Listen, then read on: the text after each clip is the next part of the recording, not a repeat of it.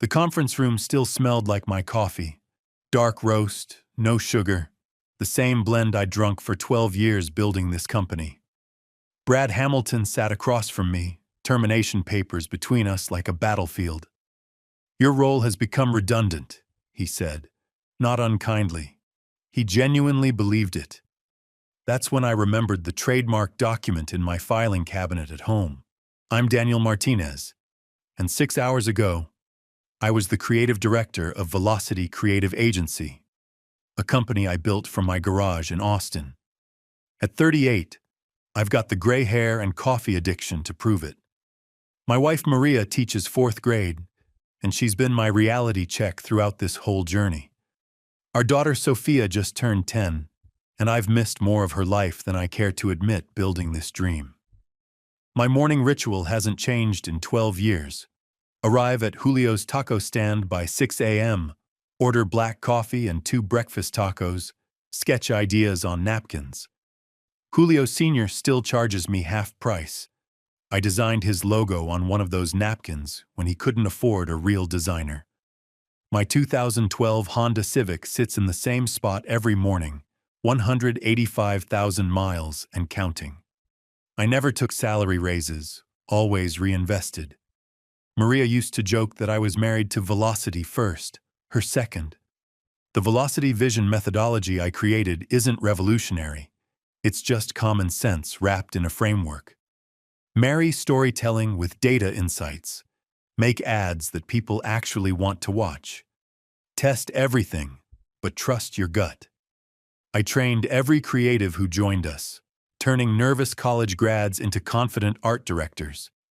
My biggest flaw has always been paperwork. Contracts make my eyes glaze over. I once signed a lease without reading it. Turned out fine, but Maria never let me forget it. During our incorporation, my lawyer gave me a stack of IP transfer documents. I signed most of them. Most. The Velocity Vision trademark sat in my home filing cabinet, waiting for tomorrow. Tomorrow became 12 years. I'm also too trusting. I see the best in people until they prove otherwise. Sometimes that proof comes too late, and I'm a workaholic who justifies it as passion. Last year, I coded during Sophia's school play, hidden in the back row. She saw me. She always sees me. But those flaws somehow built something beautiful. A $50 million agency that made advertising feel human. We won 3 Cannes Lions, dozens of regional awards. More importantly, we made clients cry with joy, not frustration. At least we used to. Brad arrived 6 months ago like a submarine, quiet, deep, and carrying torpedoes. At 45, he wasn't the typical Silicon Valley vulture. Penn State undergrad, Wharton MBA, worked his way up through traditional agencies before catching the tech bug. His Tesla Model S was practical, not flashy. Gray, like his perfectly tailored suits. "I'm not here to destroy what you built," he said in our first meeting. "I'm here to scale it." He meant it too. That's what made him dangerous. Brad wasn't evil, he was efficient. Where I saw a creative family, he saw untapped potential. Where I saw culture, he saw inefficiency. He genuinely believed he was saving us. His nephew Kyle tagged along, 23, fresh from Northwestern, eager but not arrogant. Brad was grooming him, teaching him the business. I understood that. I'd done the same with Emma and James. Kyle took notes in meetings, asked smart questions, respected the creative process. He was learning, not threatening. Our Austin office was a converted warehouse I'd painted myself with the founding team. Exposed brick, local art, a meditation room I built during a particularly stressful pitch season. The wall of awards told our story in metal and glass. Brad didn't demolish it. He optimized it. Glass cubicles for transparency, hot desking for flexibility. The meditation room became a focus pod with scheduled time slots. "Culture can't be measured," he told me once, not dismissively, but almost sadly. And what can't be measured can't be scaled. He implemented data-driven creativity workshops. Mandatory. He didn't ban our Friday creative jams. He just scheduled them against client meetings. Natural selection, he called it. Choose billable hours or culture. Most chose to eat. I watched him dismantle 12 years of carefully cultivated chaos. But here's the thing. Some of his ideas worked. Our profit margins increased 15%. We landed 2 new pharmaceutical clients. The train ran on time. It just didn't go anywhere interesting anymore. Friday, 3 p.m. Brad's assistant scheduled it as a sync meeting. I knew what was coming. You don't survive 12 years without developing instincts. I even wore my lucky pitch shirt, the one with the small coffee stain Sophia made when she was 3. The conference room had been my brainstorming sanctuary. Now it housed profit projections and efficiency metrics. Kyle sat in the corner, taking notes as always. His education in corporate execution. Brad slid the folder across the table with practiced precision. Daniel, this isn't personal. Firing me from my own company isn't personal. It's not your company anymore. He said it gently, like explaining death to a child. The board owns 65%. I was brought in to maximize their investment. You're a brilliant creative, but Velocity needs operational leadership now. I built this place. You built a $10 million boutique agency. The investors want a $100 million firm. That requires different skills. He was right. I hated that he was right. The termination package was generous. 6 months salary, health insurance for a year, even a transition bonus if I signed the non-compete. Brad had fought for those terms, Kyle later told me. The board wanted to give me nothing. You can take the weekend to review everything with your lawyer, Brad offered. I know this is difficult. What about my team? They'll be taken care of. We're not making any other changes. Another truth. Brad didn't lie. He just saw different realities than I did. I didn't make a scene. Didn't throw the cliché, "You'll regret this," at him. I just asked, "Can I say goodbye?" Of course. Take your time. Security didn't escort me out. Brad walked me to my office himself, stood outside while I packed. I took only personal items, photos of Maria and Sophia, my first sketch for Julio's logo, a stress ball shaped like a brain that Emma gave me. The important things were already gone, backed up to my personal drives months ago when I felt the wind changing. Not maliciously, just practically. "Daniel," Brad called as I reached my car. "For what it's worth, I'm sorry. You built something special here. Just not special enough. Not scalable enough," he corrected. "There's a difference." I sat in my Honda for 20 minutes before calling Maria. It happened. "Oh, honey, come home." "Daddy?" Sophia's voice in the background. "Is that Dad? Why is he calling now?" "I'll explain when I get there, baby." I drove to Julio's out of habit, ordered my usual, sketched nothing on napkins, my mind was blank. That's when Julio Jr. mentioned something that sparked a memory. "Hey, Mr. M, you know that logo trademark thing you helped my dad with? We still got the certificate framed in the back. Only thing he ever framed? Trademark. Certificate. A neuron fired. Then another. Then a cascade. Velocity Vision. My methodology. The foundation of everything we'd built. I'd created it before incorporating, filed the trademark personally, because I was paranoid about competitors. But in the chaos of launching, scaling, succeeding, I'd never transferred it to the company. Brad had done due diligence on patents, copyrights, client contracts. But trademarks? Those were usually automatic transfers. Usually. I left Julio's with my food untouched, racing home to my filing cabinet. There it was, in a folder marked Important Docs 2012, the trademark certificate for Velocity Vision, registered to Daniel Martinez, individual. Never assigned, never transferred, gathering dust for 12 years. My biggest flaw had just become my greatest asset. Monday morning. Marcus, my brother-in-law and contract lawyer, spread documents across my kitchen table like tarot cards revealing futures. He'd driven down from Dallas after Maria's panicked call. "This is actually yours," he said, holding the trademark certificate. "But Daniel, how did their lawyers miss this?" "Because I'm an idiot," I laughed bitterly. "Who forgets to transfer their core IP? They probably assumed no one could be that disorganized. Brad's trying to claim ownership in your termination agreement, see? Section 12B. Full transfer of all Velocity Vision materials and methodologies. Can he do that? He can try. But you can't transfer what the company never owned. This is like trying to sell someone else's car." While Marcus explained legal strategies, my phone buzzed. The creative team's group chat. They'd kept me in despite the firing. Messages flooded in, mostly support and frustration. But Emma, my former art director, was sharing something different. "Has anyone noticed the new consulting charges on client invoices?" She posted a screenshot. TransGlobal's latest invoice included a $75,000 line item for strategic optimization consulting from Hamilton Advisory Group. "What's Hamilton Advisory?" someone asked. It took 30 minutes of LinkedIn stalking to find it. Hamilton Advisory Group, LLC, founded 8 months ago, before Brad even joined Velocity.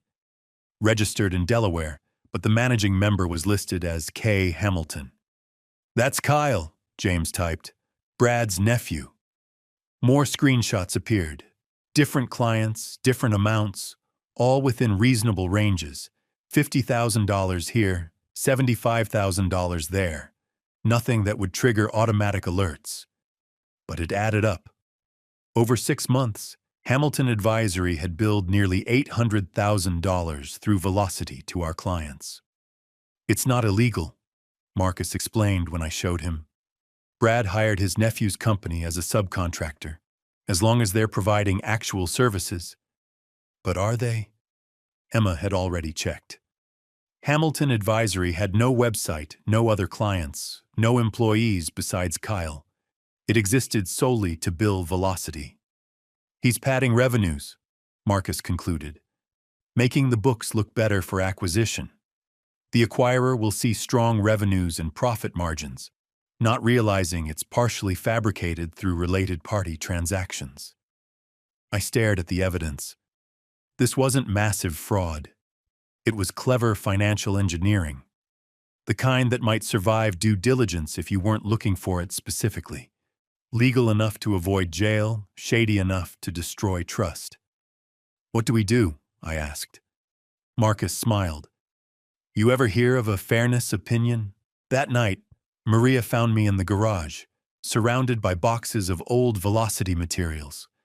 I'd been digging for hours, documenting every use of Velocity Vision, building my case. She handed me coffee and sat on a paint-stained stool. "You're plotting revenge. I'm protecting what's mine." "There's a difference." I started to argue, then stopped. She had that teacher look, the one that sees through bullshit. "Last year," she said, "we had a student whose dad was embezzling from his company. Know how he got caught? His son bragged about their new boat at show and tell. Kids don't lie well. Neither do numbers, if you know how to read them. This is more sophisticated than a boat purchase." "Is it?" "Brad's using his nephew's company to inflate revenues. That's a related party transaction. Any serious acquirer will scrutinize those during due diligence. They just need someone to point them in the right direction." She pulled out my laptop, the old one with all my Velocity files. "You could destroy him tomorrow with what you know. But that's not the real question. What is? What do you want to build after he's gone?" I hadn't thought that far ahead. Revenge had consumed my planning. "You always said the best campaigns don't feel like campaigns," Maria continued. Maybe the best revenge is just letting the truth do its work.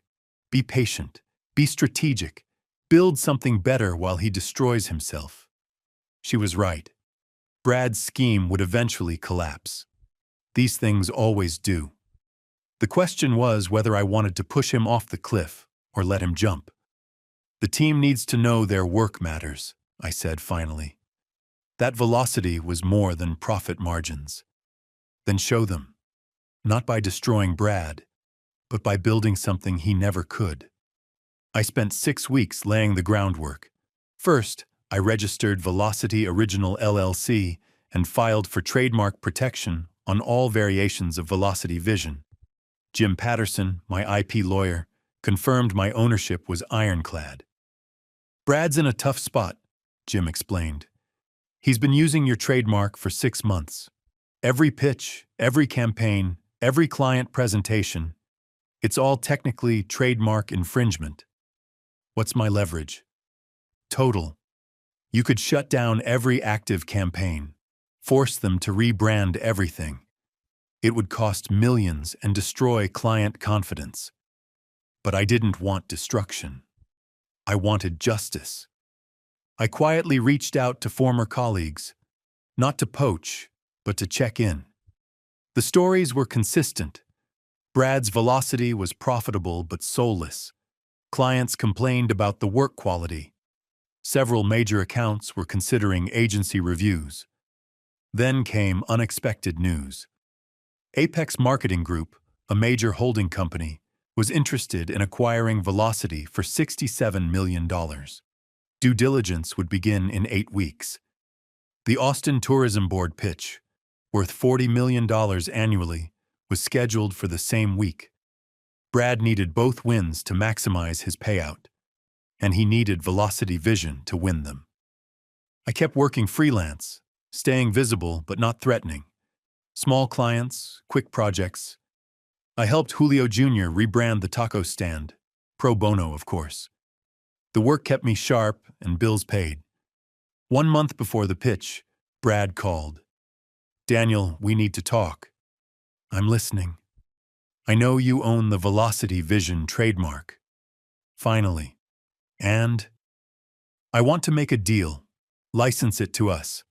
I'll pay fair market value." "Define fair." $500,000 for perpetual rights. I almost laughed. "Brad, that methodology generates millions annually. Try again." "What do you want?" "I want Velocity to succeed. The real Velocity, not your version." Silence. Then, "I'm trying to save the company you couldn't scale. You're trying to sell the company I built. There's a difference." More silence. 1 million. Final offer. "I'll think about it." I had no intention of selling, but I wanted Brad comfortable, focused on the acquisition, distracted from the real threat. 2 weeks before the Austin tourism pitch, I made my move. Not with lawyers or cease and desist letters, but with a simple email to 3 people. Brad, the Velocity board chairman, and the lead M&A attorney at Apex Marketing. Subject: Fairness Opinion Request, Velocity Vision Trademark. The email was professional, almost helpful. I explained that I owned the Velocity Vision trademark personally, that Velocity Creative had been using it without license for 6 months, and that I wanted to ensure any acquisition properly valued this asset, or liability, depending on perspective. I attached the trademark certificate and a summary of every campaign using the methodology. Then I mentioned, almost casually, that I'd noticed some interesting consulting arrangements during my documentation review that the board might want to examine for accuracy. I didn't accuse. I didn't threaten. I just shined a light. Brad called within an hour, furious. "What are you doing?" "Being helpful. You're selling Velocity for $67 million. The buyers should know what they're actually getting. This is extortion. This is transparency. Something you taught me the importance of." The board called an emergency meeting. The Apex team immediately requested additional documentation about related party transactions. Suddenly, Hamilton Advisory Group was under scrutiny. Kyle panicked. Without legal training or Brad's experience, he made crucial mistakes. When Apex's auditors asked for Hamilton Advisory's work product, Kyle provided hastily created documents, all dated within the last week, all in the same font, all with metadata showing creation dates after the inquiry began. He tried to backdate consulting reports, Emma told me over coffee, but he didn't know how to change the metadata. Amateur hour. The acquisition deal began unraveling. Not dramatically, these things rarely explode. They just quietly dissolve as lawyers find irregularities and concerns about representation accuracy. But Brad still had the Austin tourism pitch. His team had been working on it for months, using Velocity Vision throughout. 2 days before the presentation, I sent him a formal licensing offer. $2 million annually for Velocity Vision rights, or 15% of all revenue generated using the methodology. Your choice. You're trying to destroy me. I'm trying to save Velocity. License the trademark, win the pitch, keep the company alive, or present without it and see what happens. He had 48 hours to decide. 47 hours later, he agreed to the revenue share. The Austin tourism pitch went perfectly. Brad's team, using licensed Velocity Vision methodology, won the $40 million account. But the victory was hollow. The acquisition was dead. The board had discovered $1.2 million in questionable consulting fees, not enough for criminal charges, but enough to lose confidence. Kyle, trying to save himself, admitted everything to the board. Not maliciously, he was just scared, 23, and in over his head. He revealed emails where Brad instructed him to invoice for consulting work that was really just Brad outsourcing strategy documents to his nephew. The board gave Brad a choice: resign quietly with a modest severance or face a forensic audit and potential lawsuits. He chose resignation. Velocity Creative survived but stumbled. Without Brad's efficiency or my creativity, it became just another mid-size agency. Clients noticed. TransGlobal left first, then 2 pharmaceutical companies. The Austin tourism win couldn't offset the losses. 6 months later, Velocity declared bankruptcy. Not because of Brad's schemes, those were survivable, but because the soul of the company had been gutted. You can't efficiency optimize creativity. You can't scale authenticity. Brad learned that too late. The bankruptcy auction was held on a rainy Tuesday. I arrived early with Maria, prepared to bid on 3 items: the original conference table, the wall of awards, and our hand-painted sign. "You sure about this?" Maria asked. "I'm sure about what comes next."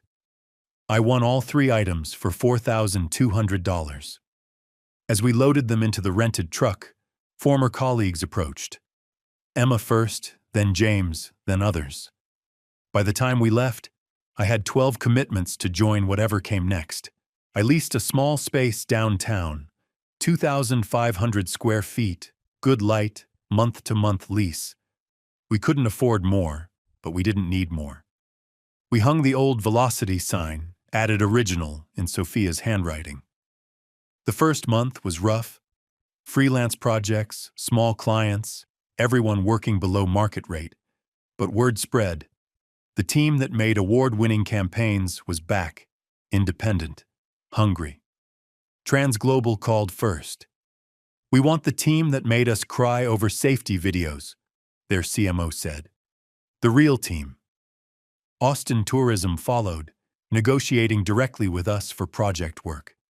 3 startups who couldn't afford big agencies but could afford smart people. We were selective, careful. Every client had to believe in the vision. 1 year later, Velocity Original billed $12 million, not $50 million, not yet, but real, sustainable, built on the right foundation. We hired carefully, trained thoroughly, everyone understood both data and dreams. Brad started a consulting firm in Denver, teaching efficient creative processes. He's probably doing fine. Kyle went back for his MBA, hopefully learned about ethics along with economics. I don't track them closely. The past is past.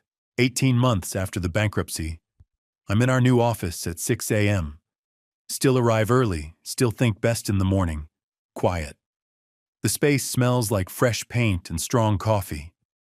My desk, the same one from my garage, faces windows overlooking Lady Bird Lake. The wall of awards is fuller now, mixing old metal with new, but the centerpiece remains Sophia's framed sketch, a building with roots deeper than its height. She gave it to me when we opened, said it reminded her of us. Yesterday, Stanford Business School called again. Would I speak about authentic leadership in creative industries? This time I said yes. Not because I'm special, but because stories need telling, real ones, messy ones, human ones. What will you tell them? Maria asked over dinner. The truth, that I built a company on the wrong foundation, that my biggest weakness, disorganization with paperwork, became my greatest strength, that Brad wasn't a villain, just a man with different values. That revenge is less satisfying than rebuilding. And the trademark was never the real asset. The real asset was knowing what made Velocity special. Brad could use the methodology, but he couldn't feel it. Like playing Mozart from sheet music without understanding why it's beautiful. This morning, sketching at Julio's, I realized the foundation metaphor finally makes complete sense. Velocity Original isn't built on a trademark or a methodology or even talent. It's built on something harder to steal: purpose. We exist to prove advertising can have a soul. That efficiency and art aren't enemies, that you can make money and meaning simultaneously. My phone buzzes. Emma texting. New client loved the pitch. They actually applauded. Coffee's ready. I pack up my sketches, mostly doodles of Sophia's soccer game. My Honda waits outside, 212,000 miles now, still running. Some things you keep as reminders. The drive to the office takes 8 minutes. I pass the old Velocity building, now a CrossFit gym. Fitting somehow. Another place people pay to suffer for transformation. The team's arriving as I pull in. Emma arguing with James about typography. Rachel negotiating with a vendor. The new kid, Marcus, stress-eating donuts while reviewing analytics. Beautiful, profitable chaos. Morning, everyone, I say, pouring coffee. Let's make something worth stealing. They laugh, understanding the reference. Because that's the final lesson. The things truly worth stealing can't actually be stolen. They have to be earned, built, nurtured. Brad tried to steal a company. He got the shell, but missed the soul. Now Velocity Original stands as proof that sometimes losing everything is the only way to discover what you really had. And sometimes the sweetest revenge isn't destroying your enemy. It's building something better from the ashes they left behind. The foundation holds. The building rises. And somewhere in Denver, Brad Hamilton teaches efficiency to people who will someday learn what I learned. The most important things can't be measured. They can only be felt, shared, and protected. One napkin sketch at a time.